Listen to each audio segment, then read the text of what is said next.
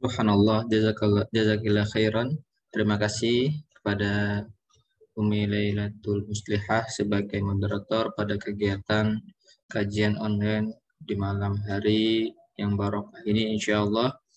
Mudah-mudahan yang hadir bersama-sama di sini tidak keluar dengan tanpa ilmu, gitu ya.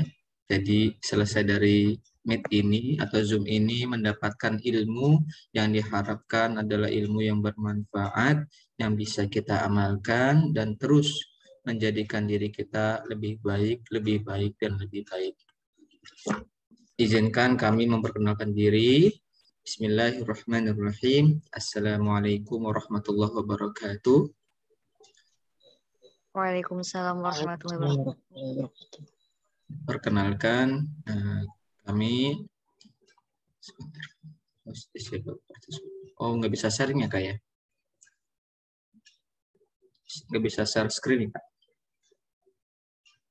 Omi Laila, maaf. Halo? Iya, bagaimana? Sudah bisa share screen? Bisa sebentar. Baik.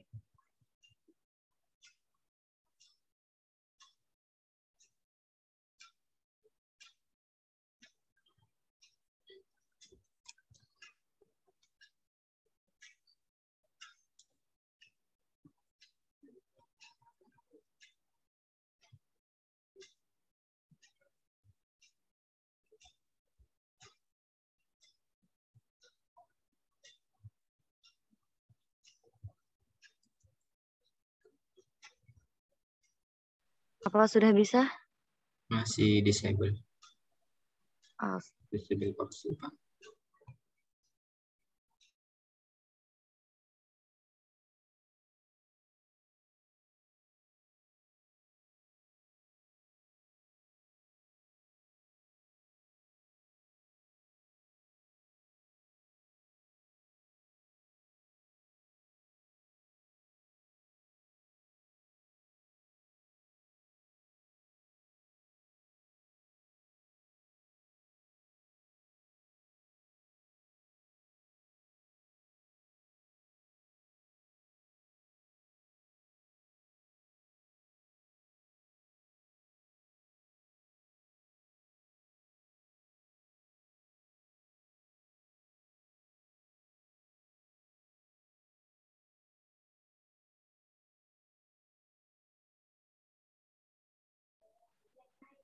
Di sini bisa? Di kami ketika ingin share screen itu host disable participant screen sharing.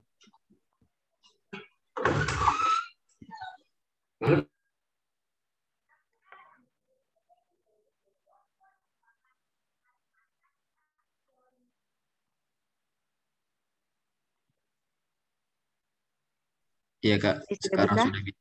Baik, Kak.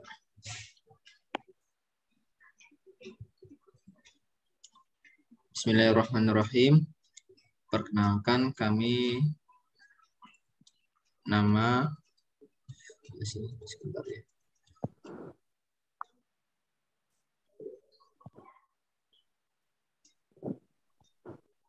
Muhammad Nur Ma'arif, ya.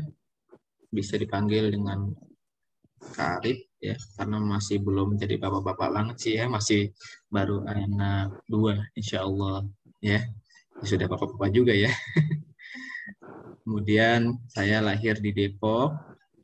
Ada yang orang Depok di sini? Kalau ada nanti bisa main ya. Saya tinggal di Jalan Dewi Sartika, Pancoran Mas, Depok, Jawa Barat. Nah, di sini ada riwayat pendidikan.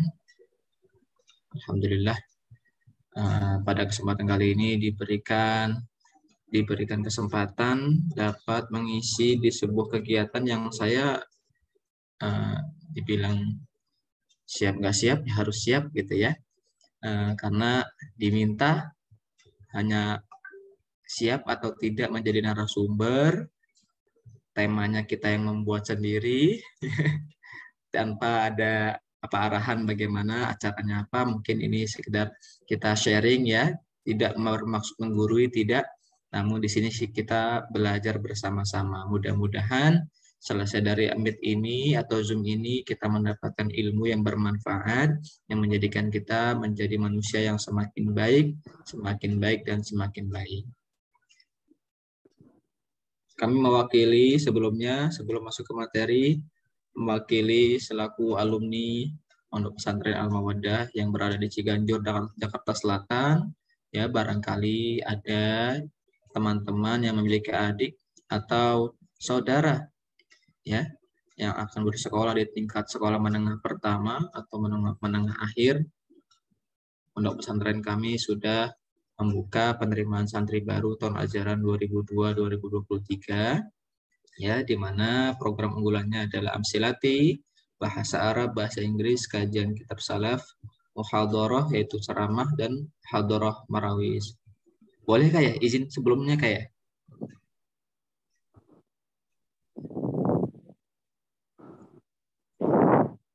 Nanti bisa saya berikannya.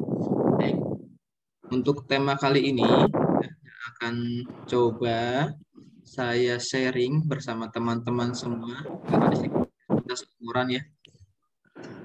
Tidak ada yang lebih mungkin kalau ada yang lebih tua tidak bermaksud menggurui, tapi kita belajar bersama-sama. Kita akan membahas tentang dusta dan akibatnya. Seorang Al-Imamul Ghazali ya, yang bernama Abu Hamid Muhammad bin Muhammad Al-Ghazali At-Tusi Asy-Syafi'i ya, mengelompokkan tentang akhlak ya. Akhlak itu kan adalah budi pekerti ya. Oleh Al-Imam Ghazali, akhlak ini dibagi menjadi dua, yaitu al-akhlaqul mahmudah dan akhlaqul mazmumah. Tentu teman-teman sudah mengetahui apa itu al-akhlaqul mahmudah dan mazmumah. Al-akhlaqul mahmudah adalah akhlak yang terpuji, di mana seorang yang kepada Allah ia bertauhid, dalam pergaulan sesama manusia ia mempunyai sifat terpuji seperti rendah hati, sabar, jujur, ikhlas, dan lain-lain. Kemudian sikapnya kepada makhluk Allah di luar manusia, ia dapat mengembangkan nilai-nilai ihsan sesuai ketentuan imannya. Ya, ini semua dinamakan akhlak mahmudah atau akhlak yang terpuji. Kemudian yang kedua adalah akhlakul mazmumah. Akhlak mazmumah adalah lawannya, yaitu akhlak yang tercela, di mana seseorang yang dalam sikapnya kepada Allah ia mempunyai sifat-sifat yang kufur, baik dalam bentuk kemusyrikan, kemunafikan, atau hal-hal yang dapat menyebabkan kemurtadan. Ya. Lalu dalam pergaulan, ya, akhlak mazmumah itu biasanya sesama manusia ia tidak memiliki sikap terpuji, ia lebih condong sombong, ria, ujub, dusta, dan seringkali berkhianat dan suka menggunjing dan memfitnah saudaranya sendiri. Sedangkan sikapnya kepada makhluk Allah di luar manusia, ia senantiasa menimbulkan kerusakan. Ya, itu semua disebut dengan al-akhlaqul mazmumah. Nah, untuk memperoleh al-akhlaqul karimah, ya, akhlak yang terpuji, yang mana kalau bicara akhlak kita tidak terlepas daripada panutan kita kekasih Allah ya, baginda Nabi besar Muhammad Shallallahu Alaihi Wasallam. Sebagaimana visi misi diciptakannya beliau ya, liutam mima makarimal akhlak. Nah, teman-teman, untuk mencapai akhlakul karimah, maka para ulama memberikan tuntunan yang mana seseorang yang ingin ya memiliki akhlak yang terpuji atau al-akhlakul karimah ya, maka ia harus melalui tahapan-tahapan yang disebut dengan takhalli, kemudian ada tahalli dan tajalli. Ya, mungkin teman-teman sudah ada yang tahu.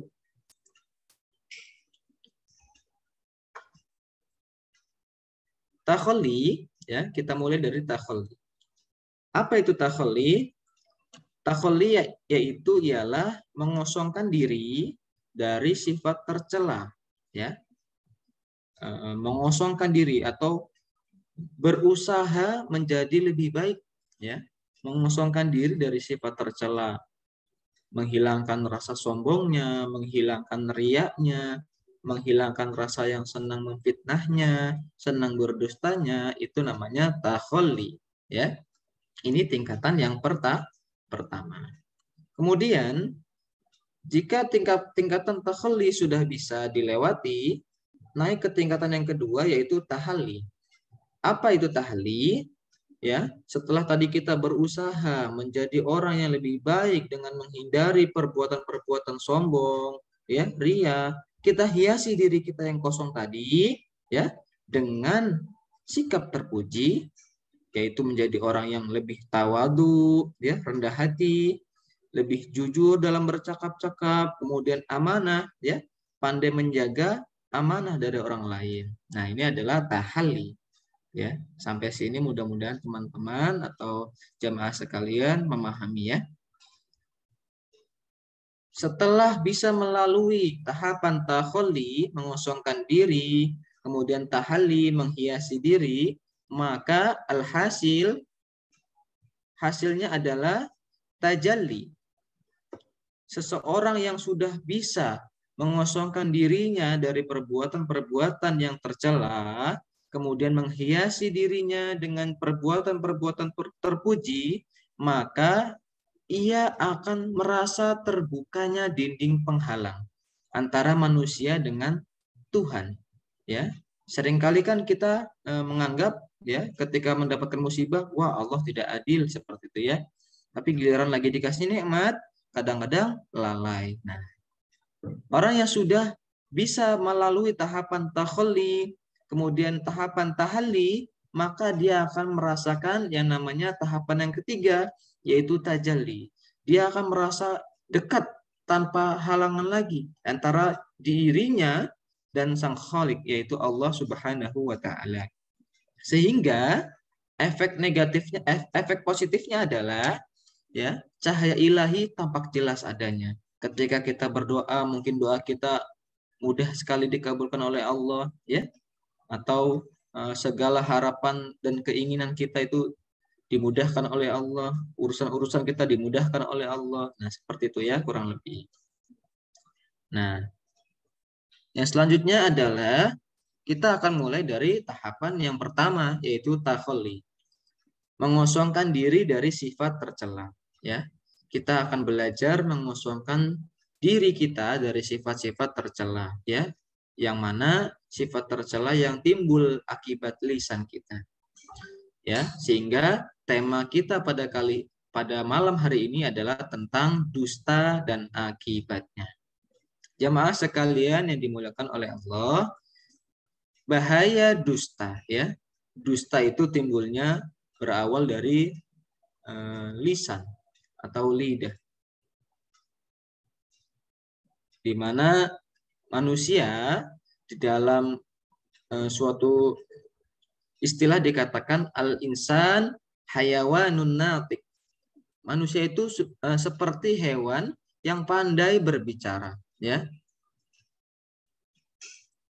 Kenapa dianggap seperti itu? Karena dengan lisannya kita bisa berkata-kata, kemudian bisa menyalurkan hasrat hati, mengungkapkan keinginan jiwa, ya, menyatakan perasaan pada lawan jenis atau kepada orang yang kita sayangi, ya. Kemudian dengan nikmat lisan itu, ya, kita gunakan bahasa sebagai alat komunikasinya. Mungkin ada yang orang Jawa menggunakan bahasa Jawanya, ya, seperti saya berasal dari Jawa. Kemudian ada yang orang Sunda bercakapnya menggunakan bahasa Sundanya, ya. Ada yang dari Arab menggunakan bahasa Arabnya, dari Inggris menggunakan bahasa Inggrisnya, ya. Dan dari Betawi menggunakan bahasa Betawinya. Itu semuanya adalah nikmat Allah. Baru nikmat lisan, ya. Dengan nikmat lisan itu kita mampu berkata-kata. Bayangkan ketika nikmat lisan itu tidak dapat kita rasakan, ya, seperti mungkin akhir-akhir kemarin, ya, di awal-awal tahun 2020 2021, di mana sedang maraknya pandemi, ya, barangkali ada hadirin yang hadir di sini merasakan pernah tidak bisa merasakan rasa, gitu ya, makanan semuanya rasanya hambar. Nah, tentu ketika diambil nikmatnya sedikit oleh Allah, kita sudah merasa, ya Allah, kehilangan sesuatu, gitu ya.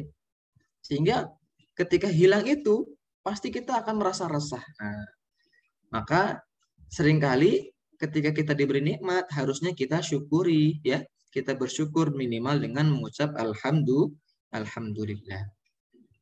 Nikmat lisan, kita mampu berkata-kata, berkomunikasi, ya, menyalurkan isi hati kita, mengungkapkan keinginan jiwa kita, ya, dan menyatakan perasaan kepada lawan jenis mungkin, ya. Bahkan dalam satu hari itu kita bisa berkata-kata, banyak sekali kata-kata, ya.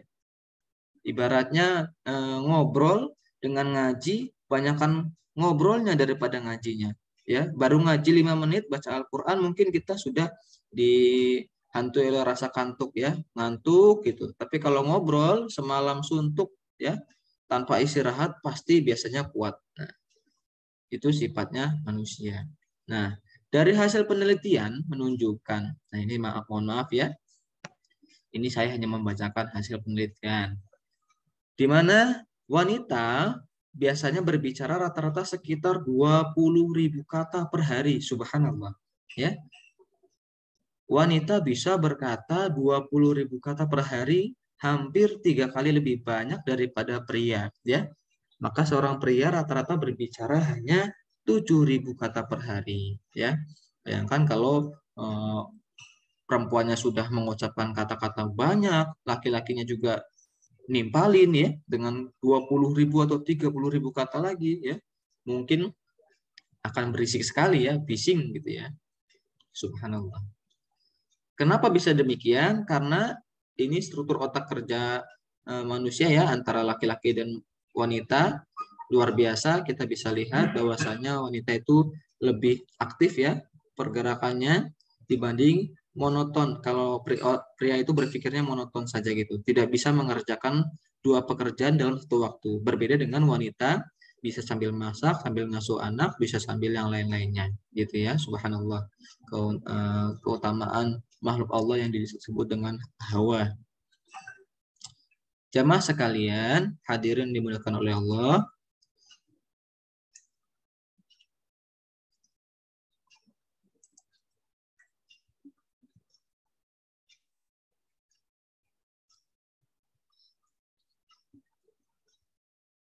Kadang kita seringkali tidak menyadari bahwasanya gara-gara lisan kita, kita menjadi hina di mata manusia, ya, bahkan dikucilkan, mungkin diacuhkan, ya. Kadang juga lisan ini, ya, lisan kita bisa menempatkan kita di posisi yang tertinggi atau yang dimuliakan oleh manusia dan dimuliakan oleh Allah, ya. Padahal lidah itu kecil. Nah, sebagaimana dikatakan oleh sebagian ulama,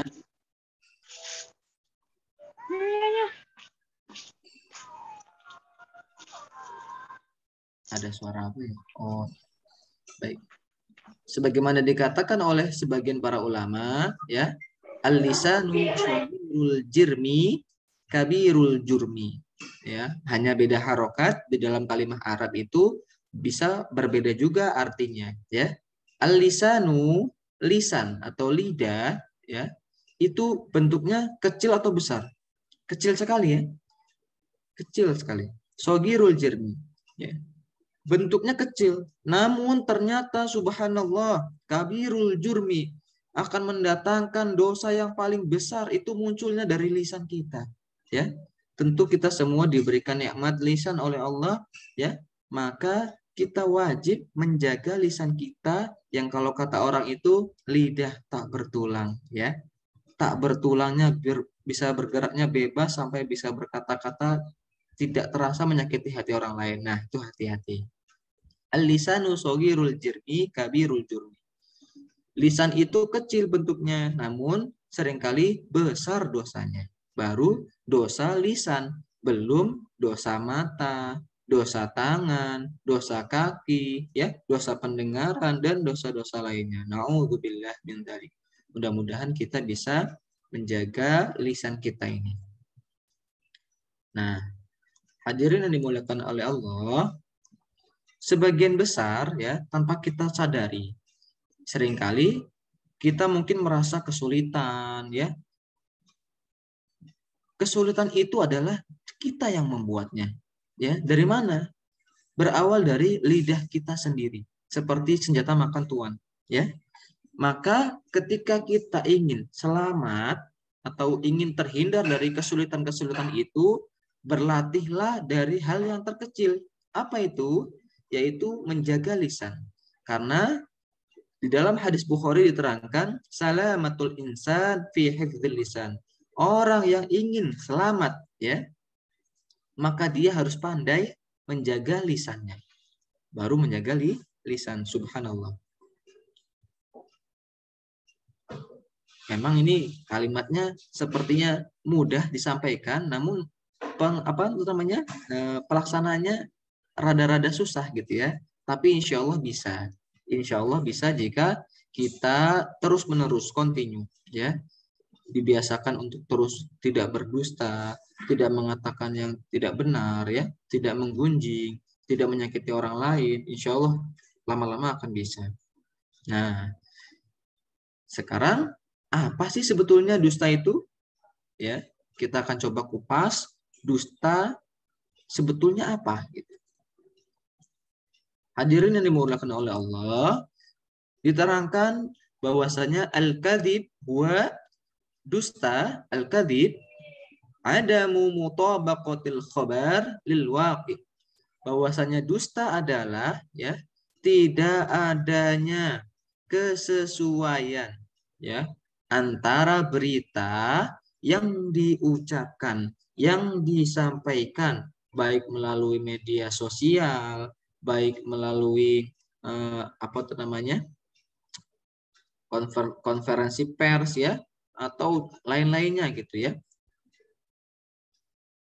Namun ternyata tidak sesuai dengan kejadian yang sebenarnya. Nah, ini disebut dengan dusta.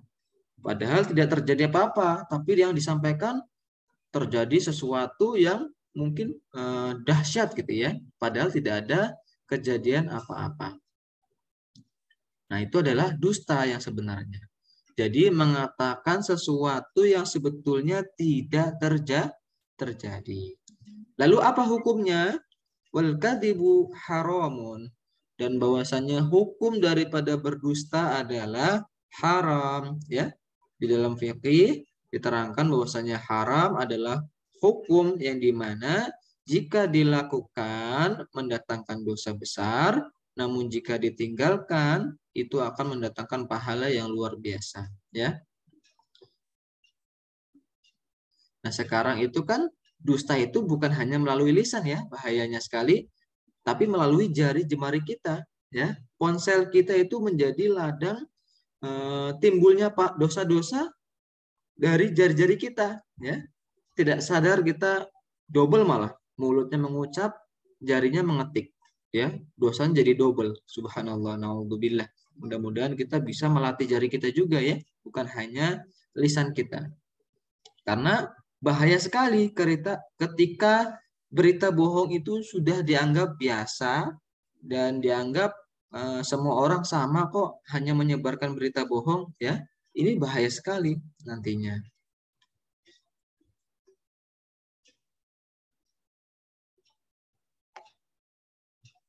Nabi Muhammad SAW bahkan menegaskan, ya, sebagaimana dalam hadis an Abi Hurairah radhiyallahu anhu, qala Rasulullah SAW.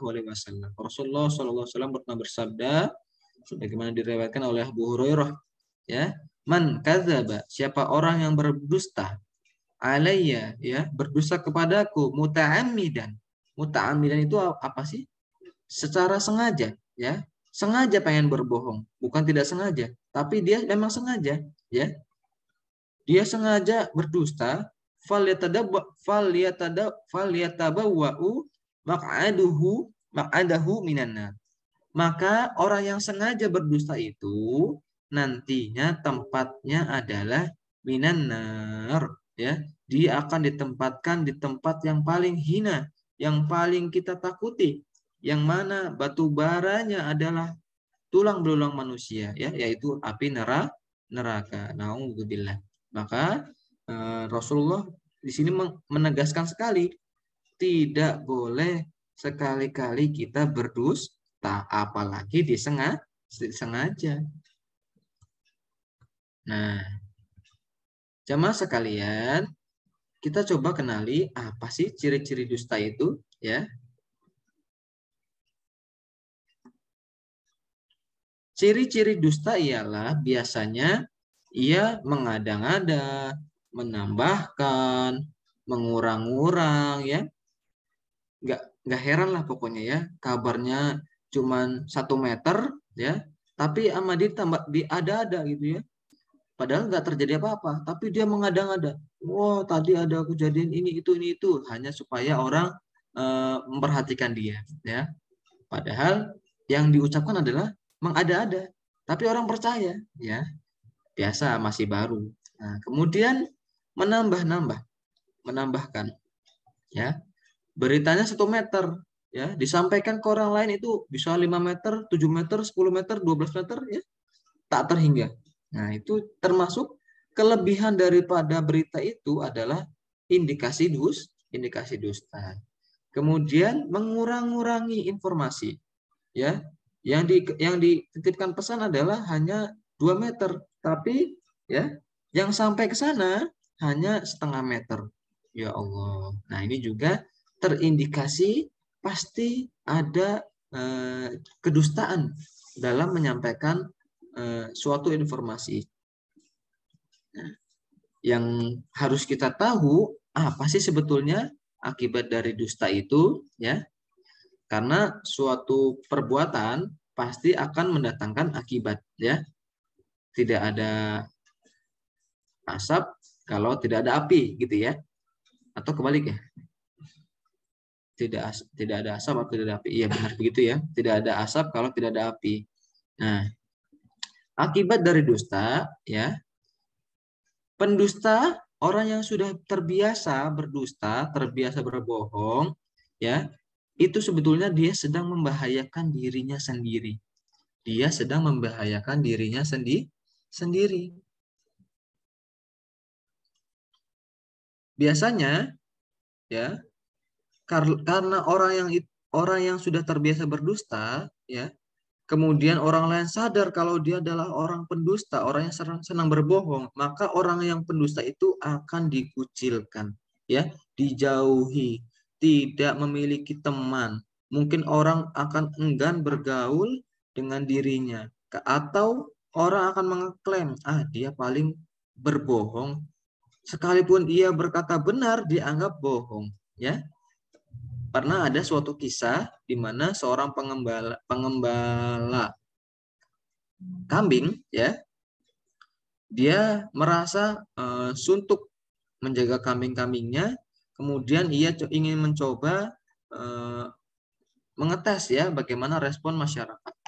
Kemudian ia coba berteriak, tolong, ada serigala, ya, akan memakan kambing saya. Orang-orang yang mendengar informasi tersebut datang membawa alat-alat yang ada, ya, ada yang membawa pisau, membawa parang, membawa celurit, gitu, ya, karena mendengar ada serigala. Namun ketika sampai di TKP, serigalanya tidak ada dan orang tersebut hanya tertawa, hahaha, ya, mau saja dibohongi. Akhirnya apa yang dirasakan oleh masyarakat? Tentu kecewa, ya. Pulanglah masyarakat dengan hati kecewa. Yang kedua kalinya dia mengetes lagi. Tadi berhasil, coba tes lagi lah. Tolong, ada serigala. Datang lagi masyarakat berbondong-bondong, ya. Di mana serigalanya? Hahaha, mau saja dibohongi, seperti itu. Yang ketiga kalinya ya, karena masyarakat sudah terlanjur sakit hati dibohongi 2 kali, ternyata serigalanya betul-betul datang. Ya, bukan hanya datang, bahkan menerkam satu persatu domba-domba yang sedang makan. Akhirnya dia pun merasa ketakutan, khawatir, dan dia pun berteriak, "Tolong, tolong, ada serigala." Karena yang pertama dan kedua ia berdusta, akhirnya masyarakat itu sudah terlanjur mengeklaim, ya, menjas bahwasanya orang tersebut adalah pendusta, pembohong. Maka ya sudah, tidak usah didengarkanlah, abaikan saja. Nah, siapa yang rugi? Tentu dirinya sendiri. Akibat apa? Akibat dari dusta. Ya. Nah, dari gambar ini kita bisa melihat dusta itu ternyata juga akan memupuk sifat yang mana sangat dibenci oleh Allah. Ya, di sini ada orang bermuka dua. Orang bermuka dua itu apa sih? Yaitu orang munafik. Ya, kesana iya, kesini iya, kesana tidak, kesini tidak. Itu namanya orang munafik. Rasulullah Shallallahu Alaihi Wasallam pernah bersabda, ayatul munafiqi salatun. Bahwasanya ciri-ciri, ya, ayatun, ciri-ciri al munafik, orang-orang yang munafik itu salatun, ada 3. Apa itu? Idza haddatsa kadzaba. Orang yang munafik itu kalau ia berbicara, ia selalu berdusta. Ucapannya bohong, ya. Bahkan bohong itu sudah seperti makanan sehari-hari. Rasanya kalau tidak bohong itu mulutnya getir, mulutnya asam. Nah, seperti itu ya. Itu ciri-ciri daripada orang munafik, ya. Kemudian wa idza wa'ada akhlafa. Apabila seorang yang munafik itu berjanji, maka ia akan akhlafa, ya. Dia akan tidak menempati janjinya. Dia akan ingkar pada janjinya.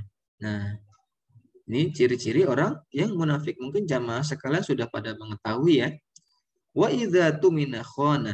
Dan apabila dipercaya, ia diberi amanah, ya, diberi kepercayaan, namun ia tidak pernah bisa menjaga amanah tersebut, bahkan pasti, ya, dia selalu berusaha untuk berkhianat. Nah, na'udzubillahi min dzalik. Ini adalah hadis riwayat Bukhari dan Muslim dalam kitab Shahihul Jama'i.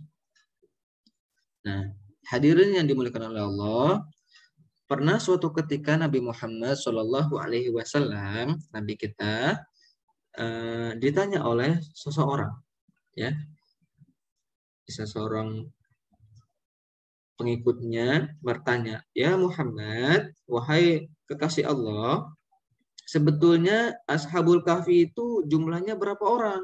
Ya, apakah 5, 6 beserta anjingnya, atau 6 orang 7 bersama anjingnya, atau berapa sebetulnya?" Nah, Nabi Muhammad di sini menjawabnya, "Besok saya akan jawab seperti itu," dengan tegas, ya. Kenapa dengan percaya dirinya Nabi Muhammad menjawab tersebut, ya? Nabi Muhammad biasanya ketika ada jamaah yang bertanya, langsung wahyu dari Allah melalui malaikat Jibril itu turun, ya. Namun pada kesempatan kali ini Allah Subhanahu wa taala menegur Nabi Muhammad SAW sampai diriwayatkan Nabi Muhammad menunggu jawaban dari pertanyaan tadi selama 15 hari, ya. Padahal Nabi sudah berjanji kepada orang yang bertanya tadi akan menjawab pertanyaannya besok. Namun ternyata malaikat Jibril tidak datang, ya. Sekalinya datang, bukannya jawaban, malah teguran dari Allah, ya. Subhanallah, kasih Allah ditegur, ya. Yang turun adalah surah Al-Kahfi ayat 23-24. A'udzu billahi minasyaitonir rajim. Bismillahirrahmanirrahim. Wala taqulanna li syai'in inni fa'ilu dzalika ghadan illa ayyasha Allah, ya. Malaikat Jibril mendatangi Nabi Muhammad menyampaikan wahyu dari Allah Subhanahu wa taala, ya, bahwasanya hai Muhammad, dan janganlah sekali-kali kamu mengatakan tentang sesuatu, ya, sesungguhnya aku akan mengerjakannya ini besok pagi, ya, seperti yang diucapkan Nabi Muhammad tadi. Ada yang bertanya, besok ya saya jawab, kan seperti itu ya. Di sini Nabi Muhammad ditegur oleh Allah. Jangan kamu pernah sekali-kali mengulangi perilaku itu. Ucapkan saja, ya, kecuali dengan ucapan insya Allah. Sebutlah insya Allah. Karena sesuatu yang terjadi di dunia ini tidak ada yang kebetulan.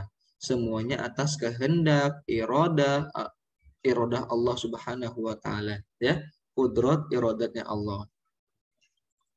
Nah, pesan yang bisa kita ambil adalah hati-hatilah dalam berjanji, ya. Jangan pernah menjanjikan sesuatu, karena ketika orang yang dijanjikan sesuatu, ya, itu sebetulnya kamu sedang gantung, ya. Dia mengharapkan pertolongan, ya. Dia minjem uang umpamanya, besok ya. Dia menunggu sampai besok. Padahal yang ngomong besok itu nggak niat minjemin umpamanya, ya. Nauzubillah.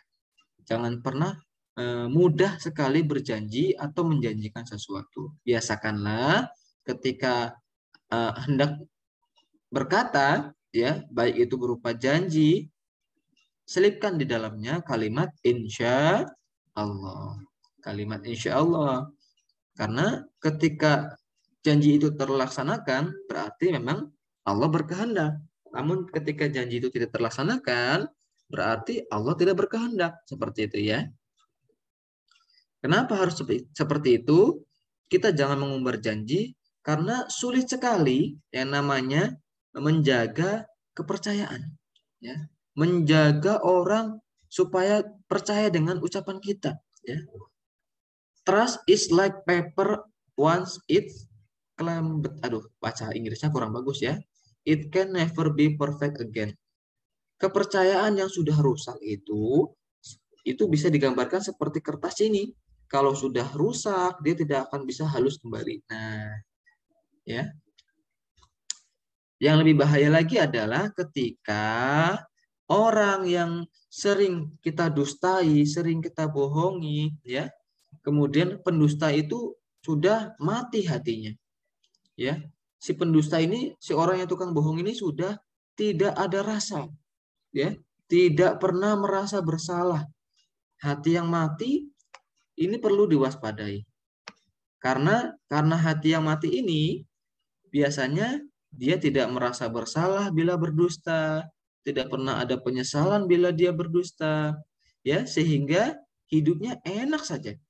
Tidak ada beban rasanya gitu. Nauzubillah. Nah, kemudian, ya, akibat yang lainnya adalah dusta itu bisa membahayakan masyarakat, di mana status sosial akan mempengaruhi seberapa bahayanya dusta tersebut, ya. Kalau semakin tinggi status sosialnya, berarti akan semakin besar bahayanya. Ini kameranya pada tertutup apa ya?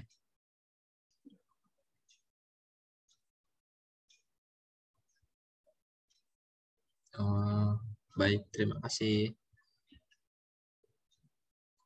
Ya, kalau yang berdusta itu adalah kepala keluarga, ya, seorang ayah, berarti dia, ya, yang akan rugi adalah istrinya, anak-anaknya, ya. Kalau yang berdosa semakin tinggi, contohnya Pak Lurahnya, Pak Camatnya, Pak Wali Kotanya, Pak Gubernurnya, Pak Menterinya, Pak Presidennya, nah tentu efek dustanya itu lebih berbahaya lagi karena lebih banyak orang lagi yang mengalaminya, ya. Kalau seorang menteri, ya, berbohong tentang wabah COVID-19, yang merasa dirugikan siapa? Masyarakatnya, ya. Maka dusta ini tergantung siapa yang melakukan, tergantung seberapa tinggi status sosialnya.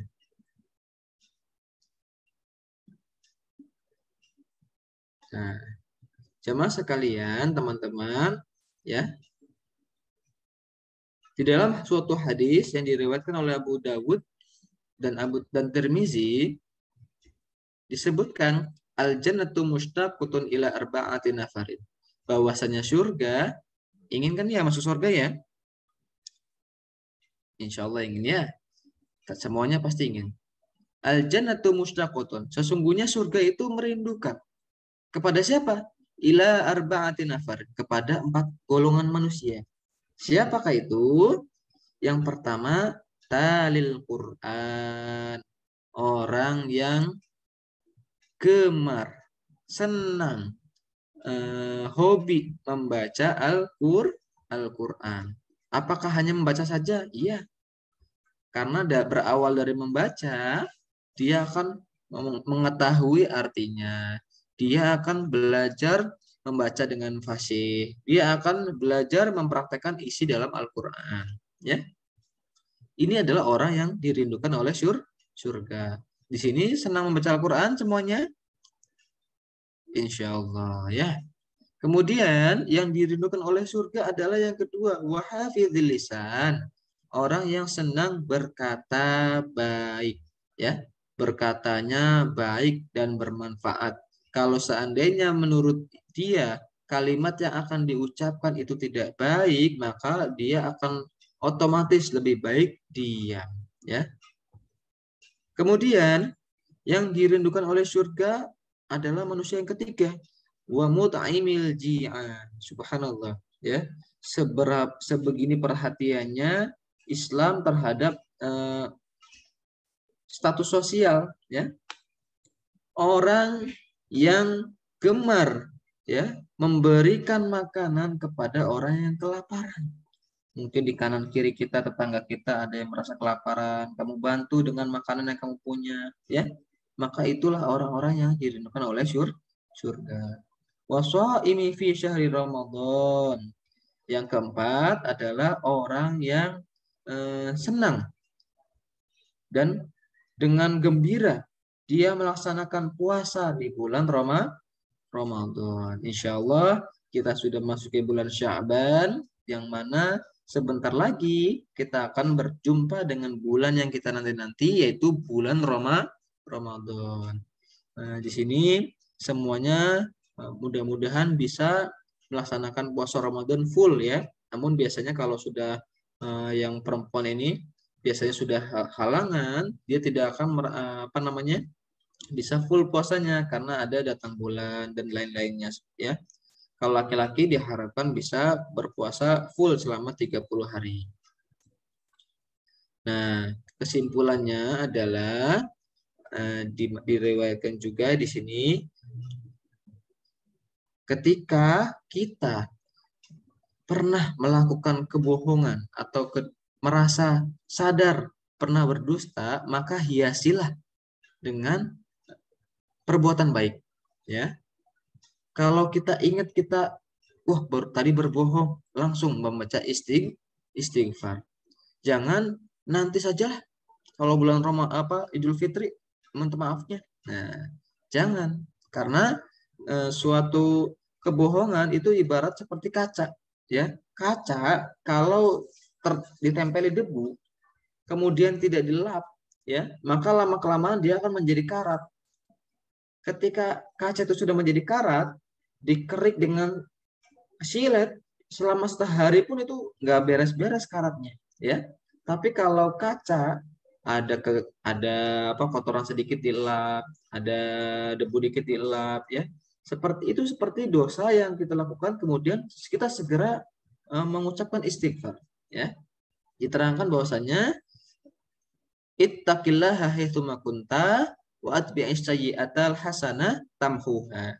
Bertakwalah kamu dimanapun kamu berada, di pasar, di sekolah, di mall, ya, di jalan. Kita harus bertakwa kepada Allah, ya, takut kepada Allah. Wa atbi'is sayyi'atal hasanah, dan sertailah, ya, perbuatan yang buruk dengan perbuatan yang baik, supaya perbuatan baiknya itu bisa menghapus perbuatan buruknya. Wa khaliqin nas bi khuluqin hasanin. Dan sesungguhnya jadilah manusia yang berakhlak mulia, ya. Niscaya kebaikan apa tadi? Ya. Wa khaliqin nas bi khuluqin hasanin. Menghapusnya pergaulan. Oh, pergaulah manusia dengan akhlak yang baik. Dalam bergaul, maka hendaklah kita memiliki akhlak yang baik. Wallahu a'lam bishawab. Mungkin itu saja yang bisa disampaikan oleh saya. Terima kasih. Mungkin saya kembalikan kepada moderator Umi Lailatul Muslihah. Jazakallah khairan. Jazakillah khairan. Baik, terima kasih. Baik, dari sobat semua yang mau bertanya, dipersilahkan. Mungkin ada yang mau bertanya, menyanggah, atau memberi tanggapan, silahkan.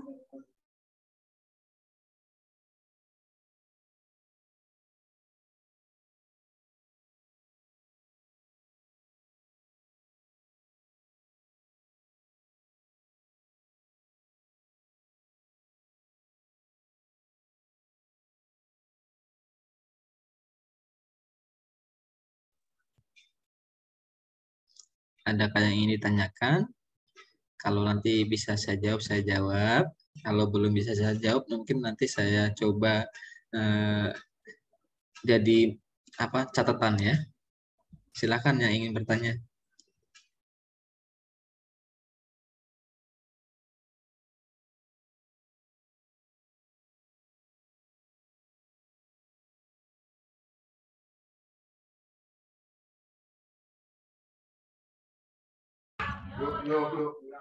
Yang mau bertanya boleh, mungkin jika malu bertanya boleh masukkan di kolom chat.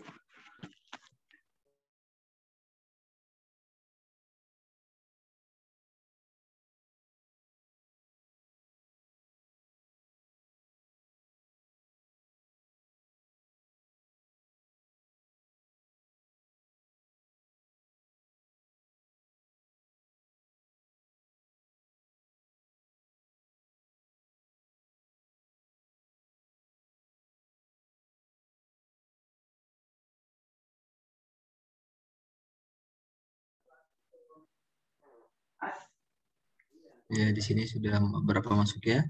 Ini ada yang bertanya, Ustadz. Bisa saya bacakan ya. Assalamualaikum. Afwan, izin bertanya Ustadz, bagaimana cara menjaga diri kita agar tidak menyakiti orang lain dengan lisan kita? Syukron Ustadz. Baik, terima kasih atas pertanyaannya. Bagaimana cara menjaga diri kita agar tidak menyakiti orang lain, ya? Kalau kita lihat tadi yang sudah saya paparkan, ya, kita harus konsentrasi dalam setiap kalimat yang akan kita ucapkan, ya. Jadi kita akan memiliki kalau di dalam itu ada olah rasa, ya, merasakan dan kemudian memikirkan, ya, baru mengucapkan, ya. Jadi ketika kita ingin ucapan yang kita sampaikan itu tidak menyakiti orang lain, ya, berarti ada fungsi organ-organ kita yang harus berfungsi, ya. Jangan sampai salah satu organ kita mati. Contohnya eh, akal kita. Akal kita akan mengolah, akan mencerna kalimat yang akan kita sampaikan kira-kira bermanfaat atau tidak, ya. Kemudian dirasakan ke hati. Kira-kira pantas atau tidak saya mengucapkan ini? Apakah orang yang akan saya ajak bicara itu nanti menerima ucapan saya atau justru sebaliknya? Dia merasa sakit hati, dia merasa tidak terima dengan ucapan yang disampaikan. Nah, jadi kita harus konsentrasi, jangan sampai berbuat dulu baru berpikir, tapi berpikir dulu baru berbuat. Ya, mungkin itu jawaban dari saya. Jika kurang jelas nanti coba saya akan jadikan note kembali. Terima kasih. Baik, syukron Ustadz. Semoga bisa dipahami oleh yang bertanya tadi, Selomita, ya. Lalu ini ada pertanyaan lagi dari Siti Jamiatul Asri. Bagaimana hukumnya jika ada seseorang berbohong tetapi demi kebaikan, seperti untuk menutupi aib seseorang? Syukron. Baik, Nah, silakan. baik. Nah, ini menutupi aib seseorang ya. Saya akan sampaikan tadi, memang saya tidak sampaikan semuanya ya. Sebentar. Nah, dari Bunda Ibu, apa nih? Kakak atau Bunda ini ya? Kakak aja ya. Kakak Siti Jamilatun Asri. Bagaimana hukumnya jika ada seseorang berbohong tapi demi kebaikan? Nah, sebetulnya ada kebohongan yang dibolehkan. Apa itu? Ya, jadi tidak semua kebohongan itu apa namanya dilarang. Ada beberapa yang dibolehkan. Ya, diterangkan bahwasanya an Asma binti Yazid radhiyallahu anha qalat Rasulullah Shallallahu alaihi wasallam pernah bersabda, la yahillul kadzib illa fi thalathin. Tidak dihukumi berbohong ya kecuali 3 perkara ini. Hanya 3 ini ya.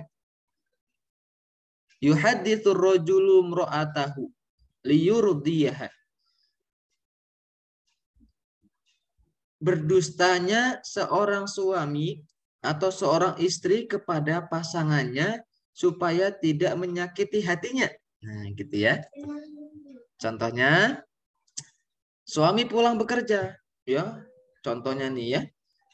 Sang istri sudah capek-capek ya masak segala macam, menyiapkan makanan yang terbaik gitu ya.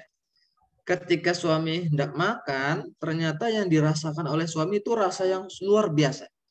Mungkin rasa garam yang terlalu banyak atau rasa masako yang terlalu sedikit sehingga tidak ada rasa ya. Lalu sang istri bertanya, bagaimana ayah masakannya? Oh, enak bunda, alhamdulillah, masya Allah. Tapi tadi ayah sudah makan dengan bos, mungkin nanti saja ya, kita simpan dulu ya. Nah, sang suami di sini berdusta, tapi tidak dihukumi dusta. Supaya apa? Menjaga perasaan pasangannya. Ya, maka selain itu tidak dibolehkan. Ya, dan sebaliknya seperti itu. Baik perempuannya kepada suaminya atau suaminya kepada perempuannya, asalkan dengan catatan dustanya itu bukan memang terindikasi dusta, ya. Tapi demi menjaga perasaan pasangan. Kemudian wal kadzibu fil harbi. Berdusta di dalam peperangan. Contoh, ada orang, ya. Ada orang yang membawa senjata lengkap datang ke suatu desa, bertanya kepada salah satu yang ada di sini, contohnya Fahmi ya. Fahmi, tahu nggak rumahnya Ustadz Fuad? Ada apa ya? Saya mau bunuh Ustadz Fuad, namanya gitu. Ya. Lalu Fahmi bilang, oh Ustadz Fuad sedang pergi keluar kota. Oh, padahal Ustadz Fuadnya ada di dalam. Ya. Lalu orang tersebut yang mau membunuh tadi kan jadinya pergi kan, merasa wah sia-sia nih datang ke sini, tapi nggak ada yang dituju, nggak ada gitu ya. Jadi berbohong dalam suatu apa tuh namanya hal yang mencekam itu boleh dan tidak dihukumi dusta. Nah, yang kedua itu ya, jangan malah ketika orang itu mau membunuh bertanya ke Fahmi, Fahmi ada nggak Ustadz Fuad? Oh ada tuh di dalam gitu ya. Ada di dalam. Emang kenapa? Mau saya bunuh? Ya udah yuk saya bantuin. Nah itu kan malah jadi membahayakan nyawa orang lain. Kemudian yang ketiga adalah wal kadzibu liyusliha bainan nas. Berbohong untuk menyatukan dua manusia yang sedang berselisih. Contohnya si A dan si B ya sedang berselisih paham ya, bahkan tidak mau berjumpa. Nah, Fahmi menengahi, ketemu si A, bilang ke si A, A, contohnya Joni, Joni, itu si Ratna tadi nyampein salam buat kamu, katanya pengen ketemu. Padahal Ratnanya tidak titip salam. Nah, tapi niat Fahmi adalah untuk menyambung tali silaturahmi supaya tidak lagi berselisih. Nah, Ternyata ketika Joni bertemu dengan Ratna, bingung. Ya, katanya Ratna titip salam, pengen berjumpa. Tapi ketika sudah berjumpa, kok biasa-biasa aja, tidak seperti yang disampaikan oleh Fahmi. Apakah itu dihukumi dusta? Tidak. Ya, jadi hanya ada 3 kebohongan yang tidak dihukumi bohong atau dibolehkan. La yahillul kadzib, tidak dihukumi berdusta. Yang tadi ya, yuhadithur rajulu imra'atahu, berdustanya seorang pasangan kepada pasangannya, dan berdustanya seorang untuk menyelamatkan nyawa orang lain.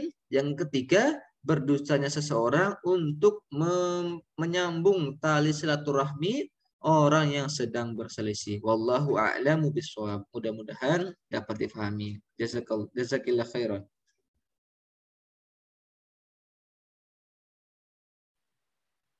Baik, syukur Ustaz. Mungkin dari teman-teman yang lain ada yang mau bertanya atau menyanggah, dipersilahkan.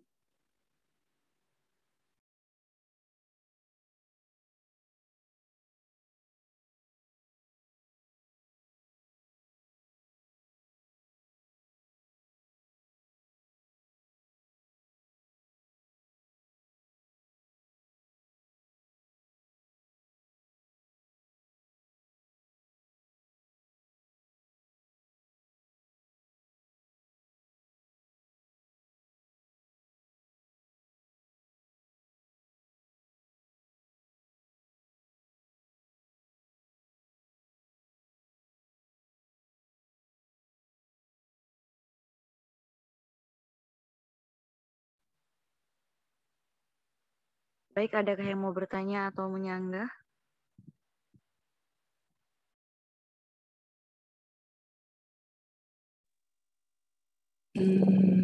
Assalamualaikum warahmatullahi wabarakatuh.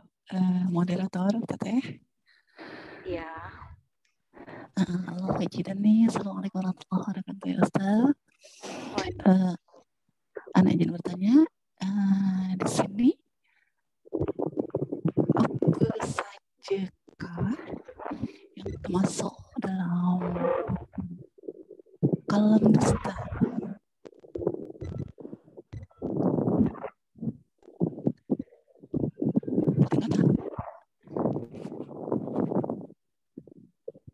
Apa saja yang termasuk kalam ataupun perbuatan dusta? Apa saja yang termasuk kalam atau perbuatan dusta? Nah. Jadi seperti itu Ustaz. Bagaimana? Kurang jelas tadi, mohon maaf moderator. Bagaimana yang disebut kalam atau perbuatan yang dusta? Seperti itu Teh? Apa saja? Kalam.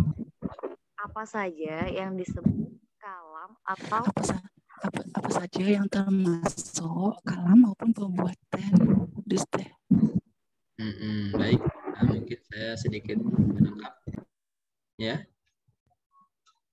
Apa saja yang disebut kalam atau dusta? Nah, kita tadi sudah membahas di dalam presentasi tadi yang saya paparkan. Kita kenali dulu dusta, ya. Dusta itu, ya, yang disebut dusta itu adalah berita, ucapan yang mana yang diucapkan itu ternyata tidak ada fakta, ya. Di situ dulu harus paham, ya. Wal kadhib tadi saya terangkan, ada mutabaqatul khabar lil waqi'. Setiap kalimat yang terucap, ya, atau ucapan kalam, ya, ucapan yang terucap dari lisan kita, yang mana itu tidak terjadi namun kita sampaikan kepada orang-orang lain itu seakan-akan terjadi, ya, maka itu dihukumi sebagai dusta. Nah, itu tadi dasarnya, ya, dasar daripada mengenali apa sih dusta. Kemudian adapun ciri-cirinya tadi saya sudah sampaikan juga. Ciri-ciri dusta itu seringkali, ya, sifatnya menambah-nambahkan, mengurang-ngurangi atau mengada-ada. Seperti itu ya. Jadi mungkin itu jawabannya.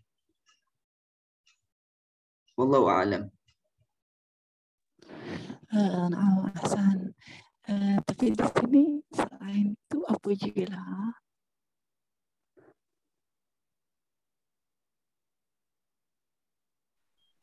Alafu teh suaranya kurang jelas. Selain itu apa saja kak? Mohon maaf, boleh diketik mungkin di kolom komentar, Teteh. Selain itu apa sajakah? Nah,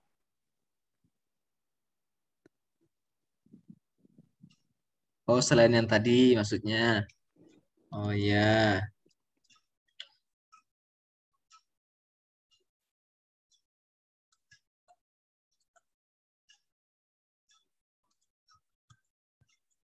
Mungkin lebih apa namanya? Dikerucutkan pertanyaannya, ingin tahunya tuh seperti apa gitu. Maksudnya dalam hal apa nih? Kalau tadi kan saya sudah memberikan beberapa contoh ya. Sifatnya itu, ciri-cirinya dusta itu adalah mengada-ada, menambah dan mengurang-urang ya. Selebihnya adalah yang kira-kira memang mutabaqatul apa tadi? Mutabaqatul khobar ya. Tidak terjadi tapi diucapkan itu seperti seakan-akan terjadi. Seperti yang wartawan-wartawan ya atau ya, media sebutkan gitu. Padahal rumah tangga seorang public figure itu tidak terjadi apa-apa, hanya gimmick saja ya supaya mendatangkan AdSense gitu umpamanya. Tapi diberitakan supaya viral. Nah, itu juga kan termasuknya dusta. Kurang lebih seperti itu. Wallahu a'lam.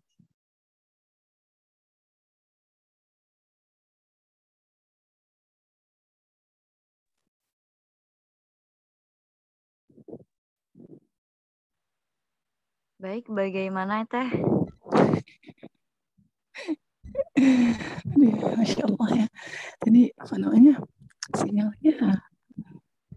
Sinyalnya ngapet teh. Kayaknya. Masya Allah. Jadi tadi kan kalau pemaparan Ustaz mungkin hanya sebahagian dari satu poksi mengenai kadzib ya. Tanpa mengurangi apa yang tidak diperbolehkan, mengurangi dan menambahkan. Sebenarnya kalau secara spesifikasi yang saya tanya tuh macam-macamnya.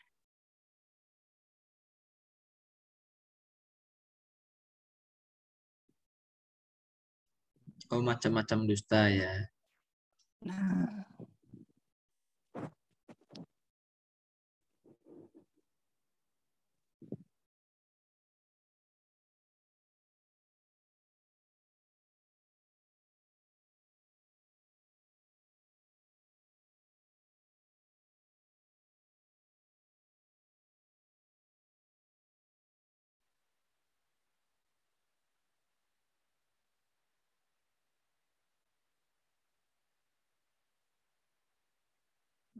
Jadi ini yang di spesifikasi pertanyaannya. Contoh istilahnya contoh macam-macam dusta gitu teh. Baik, saya coba menjawab ya. Di dalam kalimat terakhir tadi yang saya sampaikan adalah ittaqillaha haitsuma kunta, ya. Bertakwalah kamu dimanapun kamu berada. Jangan hanya ketika di dalam majelis ilmu, iya, sepertinya kita bertakwa. Ternyata keluar dari itu, kita tidak bertakwa. Dalam artian apa? Banyak kedustaan-kedustaan yang terjadi bukan hanya ketika apa tuh namanya ya, di dalam suatu majelis gitu ya, atau di dalam suatu perkumpulan. Macam-macam dusta itu ada beberapa ya. Ada dusta dalam jual beli, ya. Bilangnya atau memberikan dua harga kepada dua pembeli yang berbeda. Itu juga termasuk terindikasi dusta, ya. Boleh tidak? Tidak boleh. Dalam berjualan walaupun ahallallahul bai'a, Allah menghalalkan berdagang, berjualan, namun tidak boleh dicampuri dengan berjual beli secara dusta atau memberikan dua harga, ya. Kemudian ada berdusta itu dengan tujuan apa tuh namanya? Supaya orang yakin kalau dia sedang berdusta, ia membawa nama Allah. Demi Allah, saya sudah jujur, umpamanya seperti itu ya. Itu tidak boleh. Nah, bawa-bawa nama Allah seakan-akan dia itu sedang berkata jujur, padahal dia tahu kalau dirinya itu sedang berdusta. Kemudian ada berdusta supaya orang itu lawan bicara kita tertawa, ya, supaya menghidupkan suasana. Contohnya gitu ya. Biasanya kan kalau ngobrol tuh pada main HP aja nih, akhirnya ngobrol-ngobrol-ngobrol, ya. Dia buatlah suatu cerita yang mana sebetulnya dia sadar kalau dia itu sedang berdusta. Cuman dia pengen mancing supaya temannya itu tertawa, gak suntuk bermain handphone saja. Kemudian ada juga dusta dengan cara menyembunyikan sesuatu yang sebetulnya menyembunyikan sesuatu kabar yang benar, ya. Dia tidak sampaikan, ya, bahwasanya sebetulnya seperti ini faktanya, tapi yang disampaikan itu berbeda. Nah, itu juga termasuk indikasi atau bagian daripada dusta. Ada juga dusta dalam hal percintaan, ya. Membawa percintaan, persahabatan, ya. Pokoknya aku padamu sampai mati, ya. Ternyata ketika pasangannya mati, nggak ikut ke kuburan, hanya nganter aja. Berarti kan dusta, ya. Katanya cintaku sampai mati, seperti itu umpamanya. Pasangannya mati, ya sudah, pasangannya dikubur, pasangannya yang masih hidup bahkan kadang-kadang mencari pasangan lain. Berarti itu termasuk apa dong? Ucapan itu seharusnya tidak boleh diucapkan, ya. Pokoknya kalau sudah bicara seperti itu kemudian tidak terlaksanakan, terindikasi dusta. Kemudian dalam persahabatan juga sama, ya.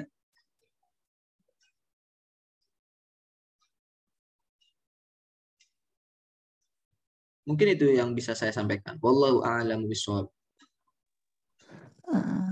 Syukran, Masya Allah. Barakallah. Tapi ada satu lagi nih untuk perihal yang Masya Allah, mungkin salah satu tanda tanya gitu ya, Masya Allah. Saya ambil contohnya seperti ini, macam ini.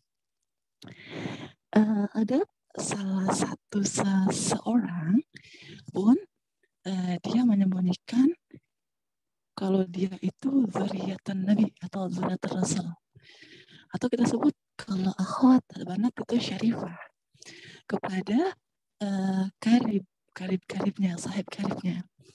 Nah, dengan maksud dan tujuan karena seperti ini, supaya sahib karib itu tak segan. Yang pertama. Yang kedua, supaya sahib karib itu riad, santai. Terus enak juga diajak softoh macam itu lah. Itu macam mana?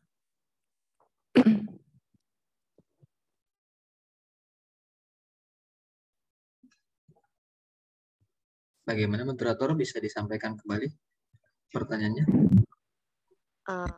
Semisal begini, ada seorang syarifah zuriyah Nabi, beliau istilahnya menyembunyikan nasabnya tersebut. Gitu. Apakah boleh?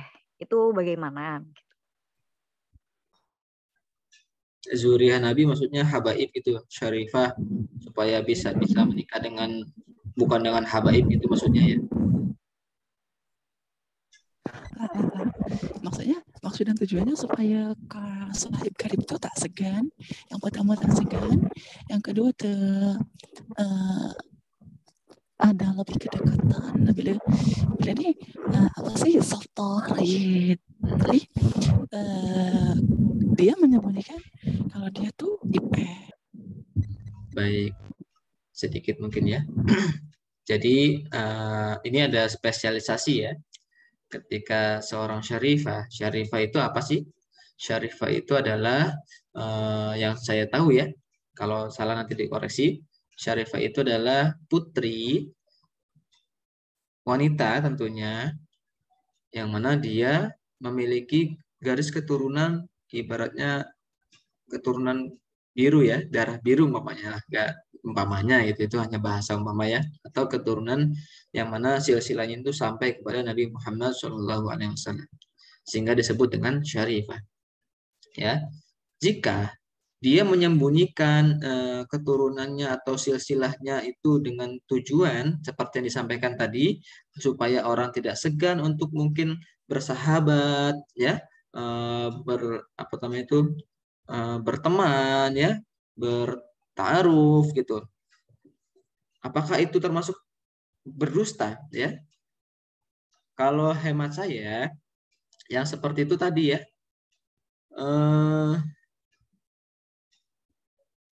Gimana ya?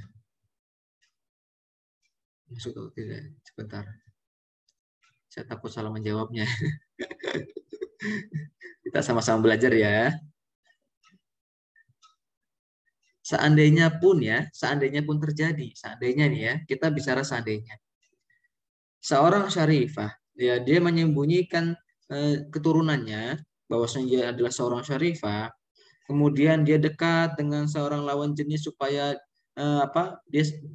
dia menyembunyikannya itu supaya orang itu tidak segan, toh kemudian ya nantinya akan diketahui juga, ya kan?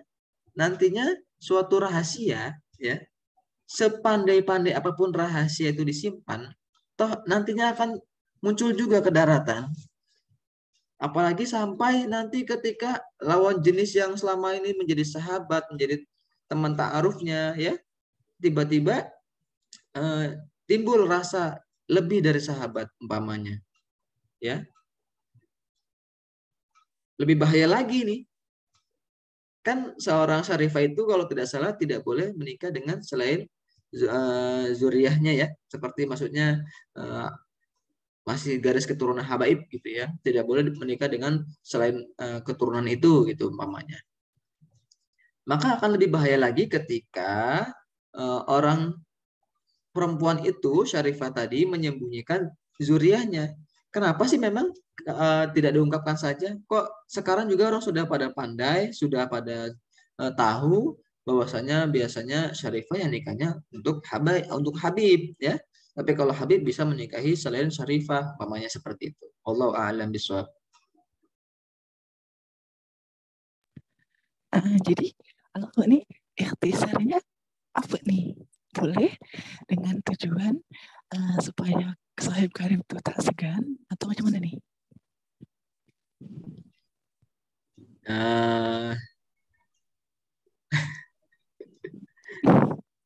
Untuk ta'aruf ya, hanya untuk ta'aruf ya. Ya. Bukan intinya untuk tadi apa? Ini untuk di sini saya hanya menggarisbawahi ya. Wa'atbi sayyi'ata bil hasanat. Umpamanya kita tahu ya, kita sedang berbohong, kita sedang menutupi sesuatu yang harusnya diungkap, maka seandainya itu harus dilakukan, ya, maka lebih baik langsung segera dihiasi dengan kalimat istighfar. Ya boleh nggak bolehnya ya tinggal bagaimana kira-kira menurut anti, ya, dari siapa, syarifah tadi ya, Ukti tadi yang bertanya, kira-kira bagaimana menurut anti sendiri? Kalau menurut saya ya, kalau emang bisa jujur kenapa berbohong gitu maksudnya ya. Kan kita lagi belajar untuk menjadi orang yang jujur, yang sebagaimana dianjurkan oleh Nabi, ya, seperti itu, supaya mencapai akhlakul karimah. Jadi boleh tidak bolehnya saya kembalikan lagi kepada dirinya masing-masing. Allahu a'lam bishawab. Syukran katsiran, jazakallahu khairan.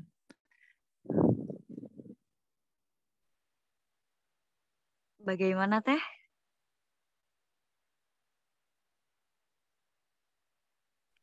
Alhamdulillah Teh. Jadi intinya kembali ke diri pribadinya gitu ya.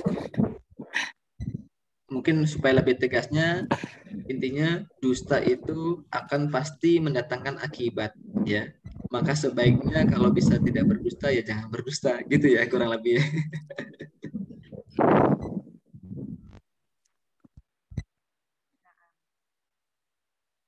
Baik, pertanyaannya cukup sampai sini ya. Sudah larut malam. Mungkin jika ada yang ingin bertanya lagi, boleh japri ke admin. Mungkin nanti kita bisa tanyakan ke beliau langsung atau kita bahas bareng-bareng. Iya boleh Kak, boleh. Baik, kita tutup acara pada malam hari ini. Tibalah kita pada acara penutup.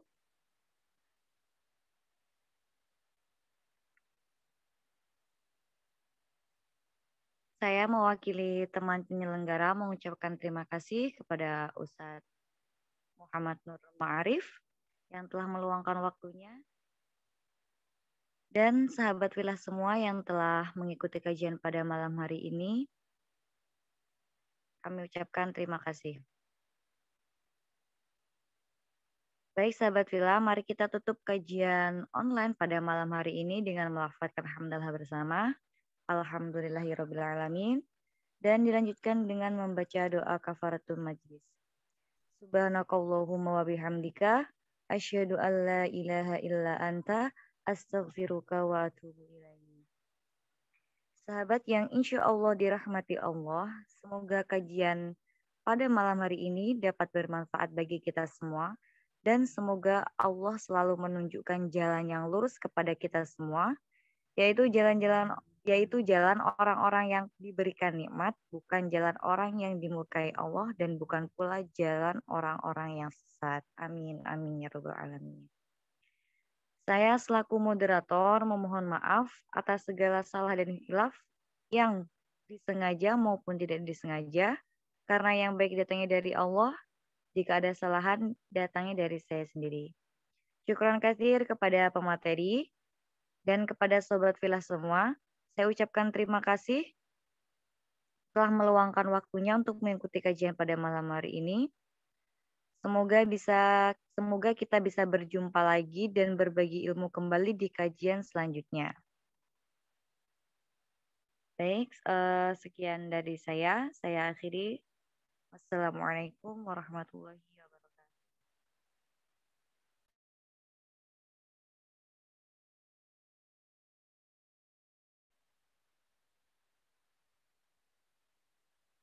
Bagi sobat yang ingin live dipersilahkan. Baik, terima kasih. Terima Assalamualaikum. kasih.